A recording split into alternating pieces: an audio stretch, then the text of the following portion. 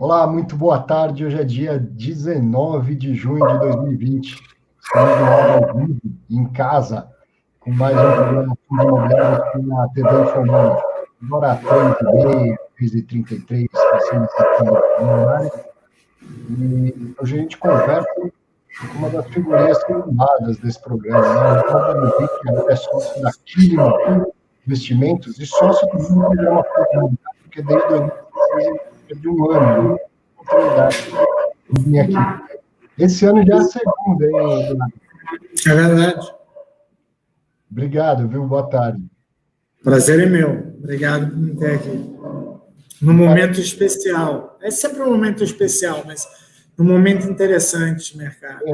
Parece que você está ficando assim, marcado com o pós, porque eu estava revendo um trechinho da sua participação em janeiro, e foi pós-rally, porque tinha, né, tido toda aquela alta de 2019, a gente falou muito daquilo, perguntei se o fundo imobiliário estava caro, inclusive, e era o comecinho de uma queda que estava acontecendo por outro motivo, e aí depois veio toda a pandemia e uma queda bem acentuada, né?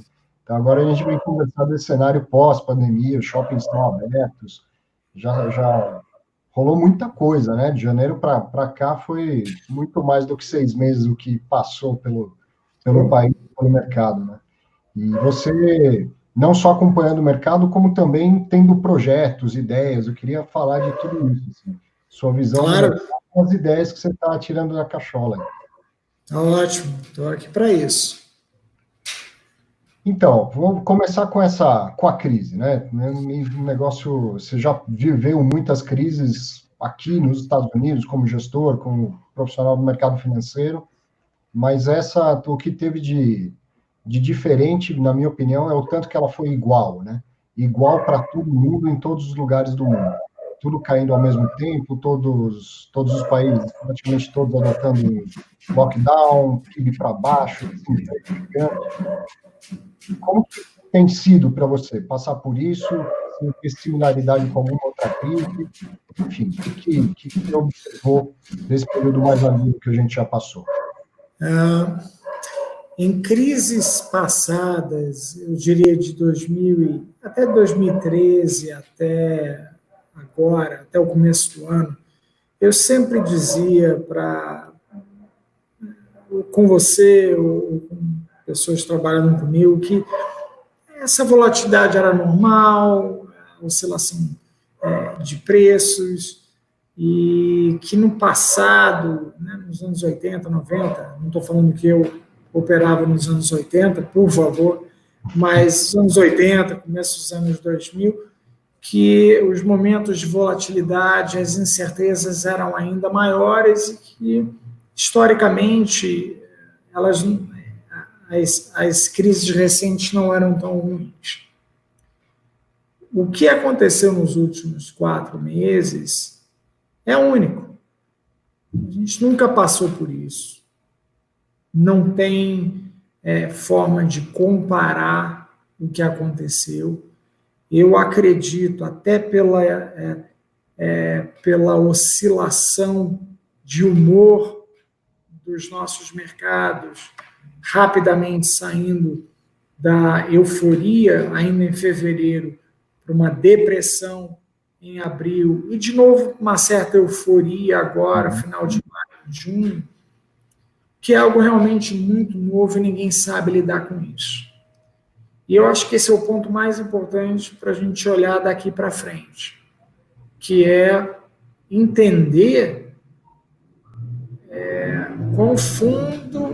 quanto fundas foram as feridas. Né? Agora que os preços, os ativos financeiros começam a achar o seu chão, ou acharam um certo chão, há uma recuperação, a economia volta a abrir, os shoppings voltam a abrir, é que as pessoas vão sair, as instituições saindo desse momento de paralisia, por não saber como lidar e até impossibilitados de fazer alguma coisa, porque era regra, era lei, é que a gente vai ver se o buraco é mais embaixo. qual é a saúde, como está a saúde financeira da população, como está a saúde financeira das empresas, especialmente em fundos imobiliários, das classes de ativos, do tipo de ativo em que os fundos investem. Então, não dá para dizer que tudo acabou. E eu não falo do Covid especificamente, ou do problema ainda de saúde, mas sim de como toda a situação realmente vai afetar ou afetou as nossas precificações dos ativos-alvo, dos ativos base, consequentemente dos fundos imobiliários. E isso é extremamente importante. Agora, aquela velha máxima que diz que, e aí eu estou mais do que parafraseando, estou me alongando num ponto sempre levantado em momentos de crise, nesses momentos que novas soluções aparecem, que as oportunidades aparecem, e isso não é diferente agora. A gente viu e vê claramente que, pelas circunstâncias e até pelo excelente trabalho que o Banco Central fez até o momento, a gente está num nível impensável de 2,25 de taxa básica. Impensável você imaginar isso. Não só em termos de juro real, mas juro nominal, mas juro real. Existe sim demanda por ativos financeiros, e isso está ligado com os recursos que vêm cada vez mais, saem dos bancos, vêm cada vez mais para outro tipo de instituição e para novas estruturas de investimento. E falta originação, falta produto, e talvez falte, no que diz respeito ao fundo imobiliário, melhores referências, melhores benchmarks. E aí eu falo especificamente de índice, que também é uma evolução que esse mercado já vinha engatinhando, já vinha apontando para essa evolução, e a crise talvez tenha acelerado esse processo. Eu acho que tem coisa muito interessante vindo pela frente nos próximos 6 a 12 meses. A gente tinha até falado disso, né, lá em janeiro, porque todo mundo dava meio como certo que até o primeiro semestre desse ano, que está acabando nos próximos 15 dias, a gente já teria um outro índice ou uma reformulação do IFIX e ETF de fundo imobiliário e até também o mercado de aluguel de cotas de fundo imobiliário, né? E o mercado continuou importante, cresceu o número de investidores, tem aumentado a fatia de investidores institucionais. O motivo para engavetar o projeto não existe, mas a gente precisa lembrar que a B3 é feita de pessoas e, num primeiro momento, todo mundo teve que se readaptar, ir para casa, aquela coisa toda, possivelmente atrasou o projeto, né? Mas, independente da B3, o mercado também se movimenta, né? Tem outras ideias de índices e de fundos que repliquem índices surgindo. Sim, não só na área de fundos imobiliários, mas em outros mercados também, mas na classe de ativos há muita gente se movimentando, instituições falando de novos índices e falando de novas estruturas, que é o caso, por exemplo, do ETF. Acho que o ETF ainda tem chão pela frente, por uma questão de legislação tributária, a própria estrutura precisa ser melhor amarrada e aprovada, mas a criação de novos índices de referência é inevitável, e um mercado saudável, um mercado eficiente, oferece isso. E, de preferência, índices que tenham características, que tenham um modelo diferente do IFIX. Nem todos os índices que vêm pela frente ou que já estão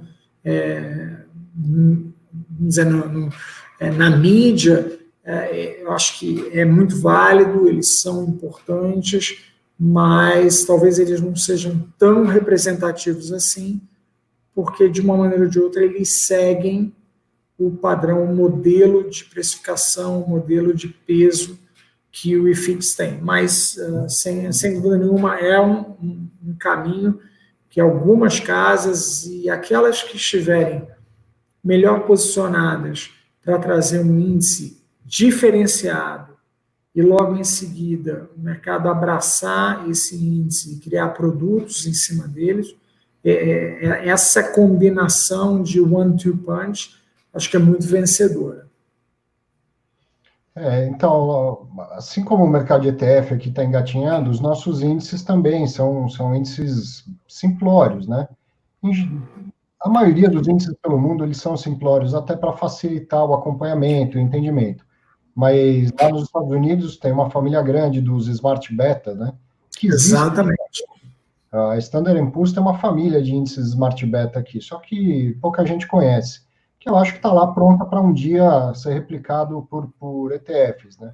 Mas que outras metodologias poderiam ter, por exemplo, para um índice de fundos imobiliários? E só para quem não sabe o que a gente está falando, um índice é uma carteira hipotética, não existe de fato, e ele é uma média ponderada. Se o modelo mais tradicional, que é o mesmo do S&P 500, que é o mesmo do Ibovespa, que é o do IFIX, ter dois critérios. Um critério de admissibilidade. Então, admite lá os ativos, no nosso caso o fundo imobiliário, pela liquidez. Então, define lá quanto que vai ser, os 90% mais líquidos, 95%, 80%, enfim, digamos que seja os 90%. Calcula a liquidez de todos os fundos, passa a régua em 90%, dali para cima todos foram admitidos. E depois pondera por valor de mercado. Pega a quantidade de cotas do fundo, multiplica pelo último preço, dá o valor de mercado dele. O que tem mais valor tem mais peso, o que tem menos valor tem menos peso. Essa é a estrutura mais básica, mais tradicional. Mais básico do que isso é só ponderação ingênua. Mas aí são pouquíssimos no mundo. Apesar de um deles ser um dos mais famosos, que é o Dow Jones, quase não se usa a ponderação ingênua. Geralmente a ponderação é por valor de mercado, né? Que outras ponderações, que outras métricas poderiam ser úteis para o mercado, Eduardo?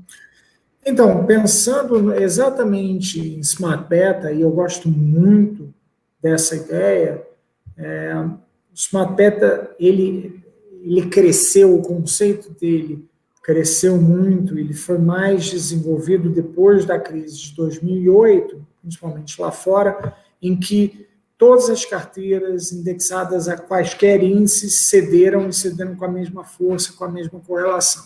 A ideia do Smart Beta é trazer essa descorrelação, certo?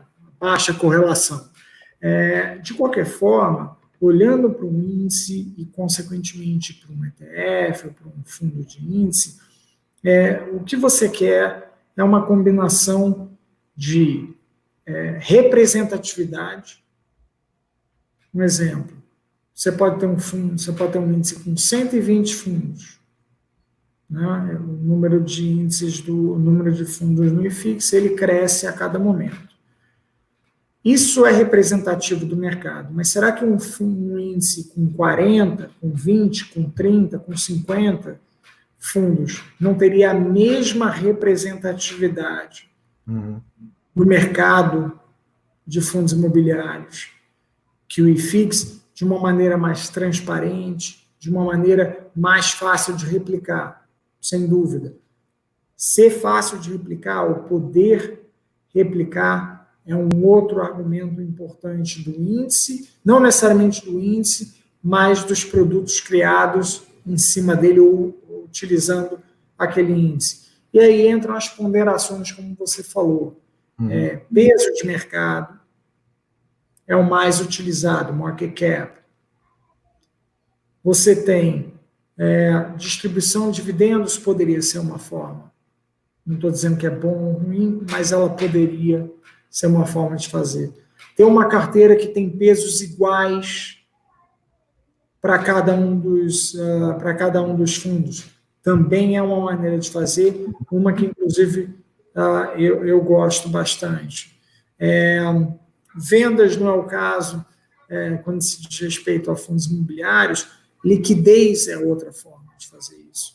Você pode ponderar a carteira não pelo tamanho do fundo, sim pelo giro pela liquidez que ele tem. Então, há maneiras de você fazer isso, expurgando fundos que talvez não sejam tão representativos e fáceis de montar ou replicar dentro de uma carteira, e que ofereçam um resultado interessante, a exposição que você procura em fundos imobiliários, mas com um conceito diferente, que pode ser complementar ao que já existe, mas, se bem feito, pode ser a tua principal estratégia de alocação em fundos imobiliários.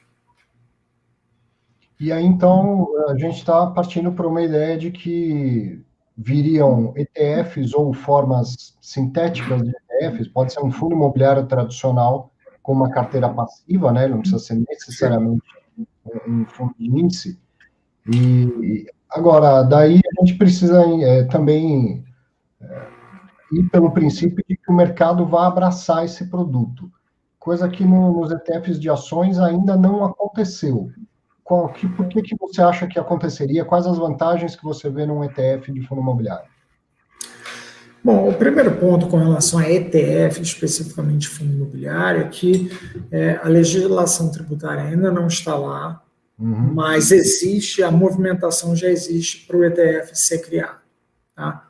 Agora, falando especificamente de índice, o que acontece aqui, nesse mercado, que é um mercado em ebulição, no bom sentido, né? Ele vem crescendo com força, mesmo agora, durante a crise, a gente está aí com 800 mil investidores, crescimento da participação do investidor institucional.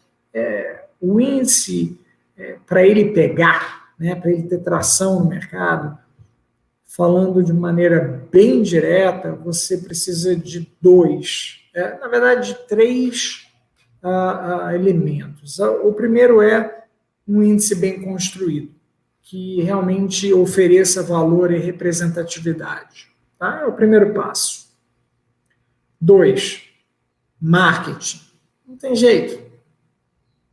Você vai vender melhor se você tiver um marketing melhor e conseguir passar a tua mensagem para o maior número de investidores. E aí entra também a imagem do criador desse índice, e, consequentemente, do criador e gestor do produto, do ETF, do fundo de índice, passar essa segurança e essa expertise para os investidores de mercado. Tá? Não há dúvida nenhuma. E o terceiro ponto é o produto em si. O índice, por si só, ele nada mais é do que um agregado, um número de pontos que você acompanha dia a dia para ver como oscilou aquela carteira teórica, e aí você, investidor, diz, fundos imobiliários hoje subiram tanto ou caíram tanto. Mas no momento em que você pega isso, utiliza e coloca dentro de um instrumento, você passa a oferecer ao investidor a possibilidade de estar investido e ganhar com aquele índice. E há maneiras muito inteligentes de você fazer um índice criando em cima dele, ou a partir dele, um fundo de índice ou um ETF, que tenha a condição de gerar algum alfa. Isso parece difícil de explicar, ainda mais num fundo chamado passivo. Sim. E eu falo isso sem dar a explicação propositalmente, porque é algo que a gente vem trabalhando para trazer a mercado. E aí vai ficar claro como é possível, num fundo passivo, numa carteira passiva, sem correr riscos, sem trazer riscos adicionais ao índice, você gerar valor, sim, para a carteira. Não da forma como o IFIX e outros índices que já foram apresentados ao mercado são montados e são ponderados. Dessa maneira, você não tem. Dificilmente você tem. Mas com outros pesos, com outras ponderações, é possível sim você gerar ganho, gerar alfa, dadas as condições de mercado e até o histórico recente, nos últimos 18 meses, de novas emissões e de crescimento e e amadurecimento do mercado de fundos imobiliários em bolsa. Então, tem novidade vindo aí, é isso? Você está envolvido, trabalhando num projeto para oferecer ao mercado um outro índice e imagino que também pela gestora replicar esse índice, é isso? Isso, o índice, até por uma questão de não haver conflito de interesses e fazer a coisa certa, nós não estamos criando o índice. Eu acho que a criação de índice ela passa obrigatoriamente por um grupo de pessoas, uma casa que tenha essa chancela do mercado, que tenha esse know-how de análise, de acompanhamento dos fundos imobiliários. E uma vez apresentado oficialmente esse índice, a ideia é trazer o fundo em cima desse novo benchmark para o mercado de fundos imobiliários. Legal. Então tem novidade boa. Com crise ou sem crise, as ideias continuam surgindo aí, sendo implementadas, né? Exatamente. Desculpa te interromper, Arthur, e foi até o que eu falei antes e que me chamou muita atenção. Essa volta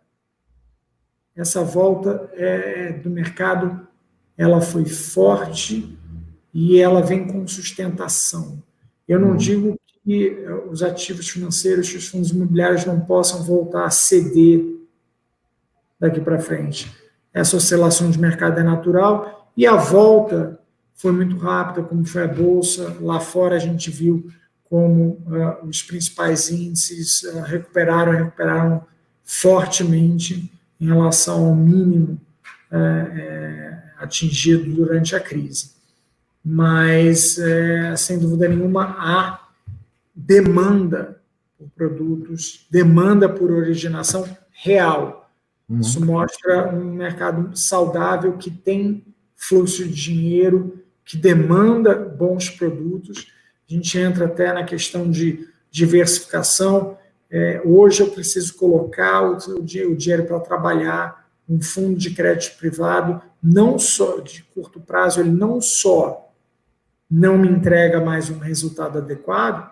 O que adianta você me prometer 105% ou 110% de CDI que seja para um fundo de nada, se o CDI está 2,25 ou mais baixo do que isso? Mas o que a gente viu nessa crise aguda, principalmente em abril, foi uma assimetria muito forte.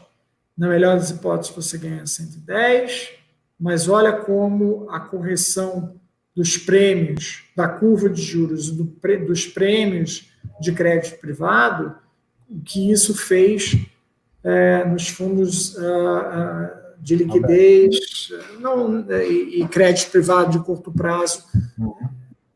Muitos fundos caíram 4%, 5% em um mês, isso mesmo com a carteira agora rodando, né, rendendo num patamar muito mais alto, porque já que esses ativos foram corrigidos, eles, ao invés de pagar X, eles vão pagar na curva X mais 2, a perda foi muito forte, ainda mais em relação ao CDI atual, você só vai recuperar isso lá na frente. Então, é preciso botar o seu dinheiro para trabalhar, mas há alternativas entre o fundo de liquidez e você colocar dinheiro, todo o seu dinheiro em bolsa ou em fundos de private equity, por exemplo. E no meio disso, como uma solução excelente, está o mercado de fundos imobiliários. Sim. Exatamente, no meio disso, né? Com características bem no meio, fora os fundos de papel, né? Que acabam tendo crédito privado lá dentro, sem passar por esse problema de ter uma corrida de saques, né? De forçar o gestor a mexer na carteira. De tudo aí que a gente viu acontecer, então quedas, o IFIX teve um dia que chegou a cair 15%, teve um dia que fechou com queda de menos 13%, né? Os setores tiveram movimentos diferentes em magnitude, mas na verdade tudo caiu, né? Você não teve um setor mais resiliente. Alguns caíram mais, outros caíram menos, mas todos eles todos eles caíram. Ainda assim, de uma maneira geral, os fundos imobiliários caíram menos do que as ações, apresentaram menos volatilidade do que as ações, e uma volatilidade próxima à dos títulos de renda fixa pré de longo prazo. E a gente já vem falando isso há um bom tempo, mas acho que essa crise deixou isso mais evidente, da importância do investidor de ação e mesmo o investidor institucional acordar para o mercado de fundo imobiliário também, né, e começar a enxergar que o mercado de renda variável agora tem outra classe de ativos que não apenas ações, né? Perfeito. E é uma das razões para o número de investidores e a fatia de investidores institucionais ir crescendo continuamente na fatia, né, no bolo de investidores de fundos imobiliários. E como a gente falou da última vez, isso aí é ótimo, isso é excelente. Isso traz eficiência para o mercado, isso traz liquidez para o mercado. Com certeza, o investidor institucional, quando viu o IFIX, a carteira de fundos imobiliários cedendo mais do que devia, ele tem bala na agulha, ele capta mais recursos facilmente ou mais rapidamente, e ele compra esses ativos que parecem estar exagerados. Então, ele dá sustentação ao mercado. Da mesma forma, quando o mercado exagera, ele tem condições de realizar essa posição mais facilmente, a capacidade de reação dele é maior. Eles vão ser mais rápidos e talvez tirar mais proveito desse mercado do que o investidor pessoa física sozinho? Sim. Mas o investidor pessoa física que conta com uma assessoria correta, ou que tem uma carteira administrada, ou mesmo que trabalha com esses gestores, ele vai tirar proveito disso da mesma maneira. Eu vi um estudo que não foi publicado ainda, provavelmente vai sair numa revista, mas um estudo da Economática mostrando os fundos que já tinham recuperado mais do que 50% da queda, considerando aquela semana de 19, 20 de março, que foi a pior queda. O Enar pegou lá os fundos que subiram mais do que 50% deste mínimo, né? E tinha muitos padrões ali para a gente analisar, mas uma coisa que dava para dizer é em relação à frequência. Dos fundos que recuperaram mais, a maioria eram fundos de fundos. Então, eu fiquei com uma leitura de que o investidor, pessoa física, ou mesmo outros investidores, mas, enfim, confiaram nos gestores de FOF no meio da crise. Deve ter sido algo do tipo, eu sei que tem oportunidades aqui, mas no meio desse tiroteio todo eu vou deixar um gestor profissional tomar as decisões por mim.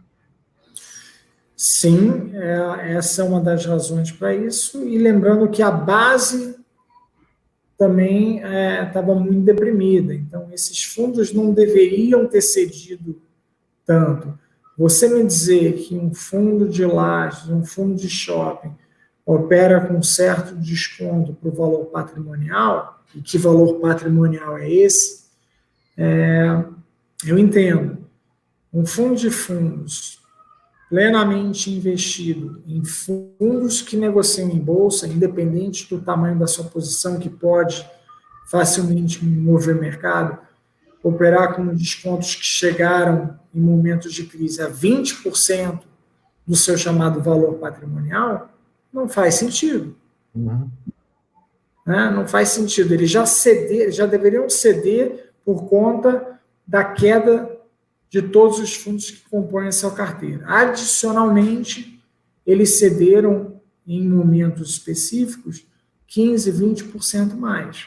Isso me parecia um exagero. Investidores institucionais viram isso claramente e entraram comprando esses fundos de fundos. E, de novo, a gente volta à questão do fundo de índice, representatividade.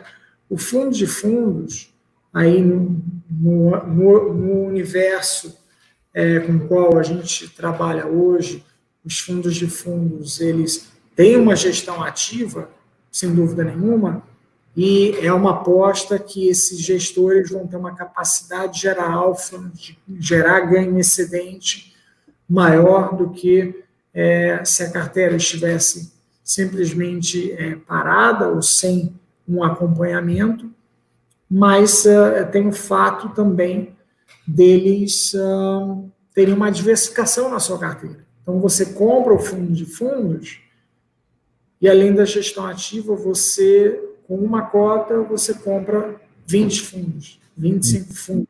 E estratégias, temas que são, que muitas vezes fazem sentido e já olham para os próximos 18, 24 meses.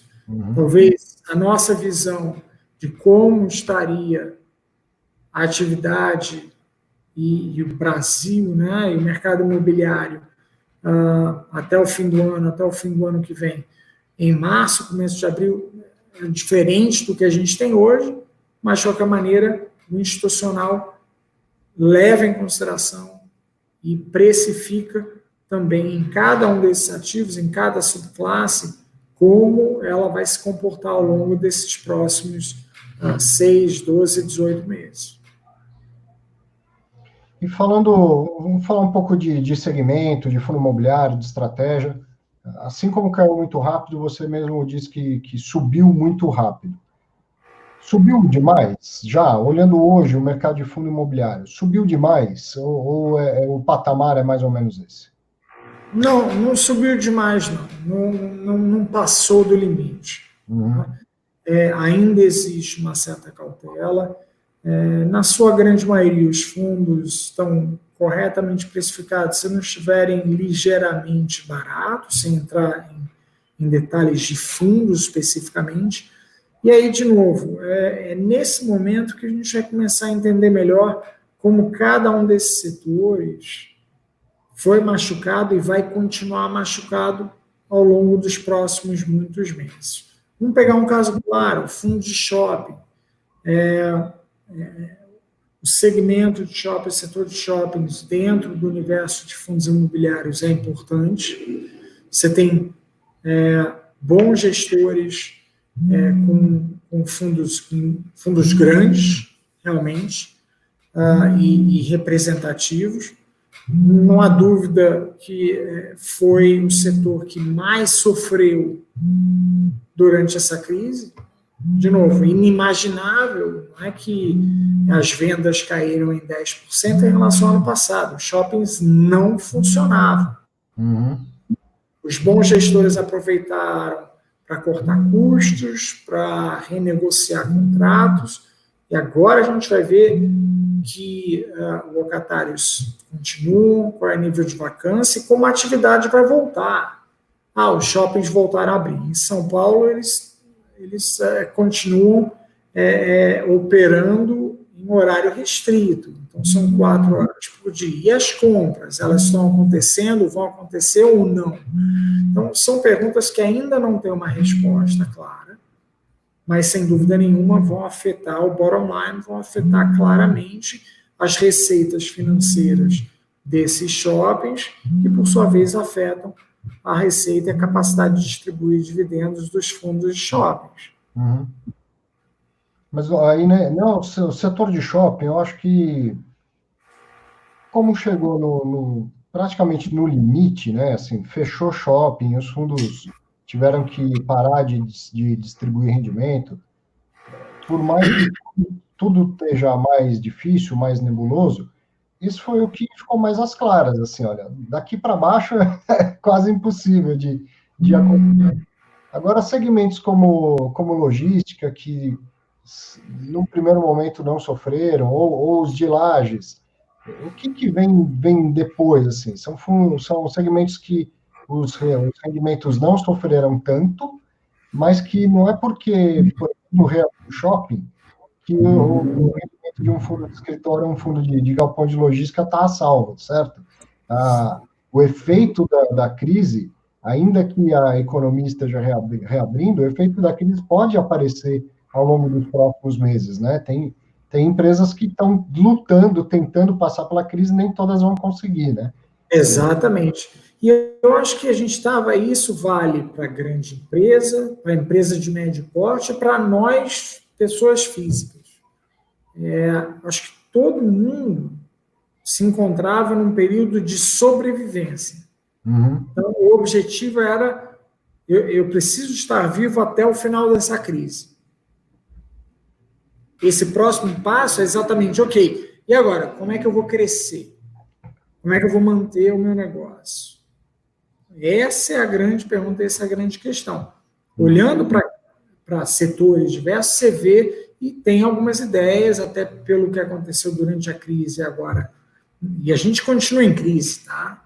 Mas as coisas não voltaram ao normal e não vão voltar ao normal como nós conhecíamos o conceito de normal há 4 meses. Galpões. Pego aqui lá fora. A demanda por logística ainda maior do que existia antes. Se você não vai ao shopping e você está em casa, você depende de distribuição mais do que nunca. Uhum. Que efeito isso tem nos fundos imobiliários, consequentemente, no preço do ativo financeiro. Então, esse é um setor interessante que já era uma tendência antes da crise, tanto que a gente viu assim um momento de euforia muito grande com os fundos de galpão que estavam a preços caríssimos antes da crise, tanto é que eles começaram a realizar, começaram a ceder muito por conta do institucional, que viu isso antes dos outros, de não ver a capacidade de reação. Eles começaram a reagir antes e agora é um setor que tem tudo para crescer numa velocidade maior até do que aquela projetada ao longo dos últimos 2 anos. Lajes corporativas.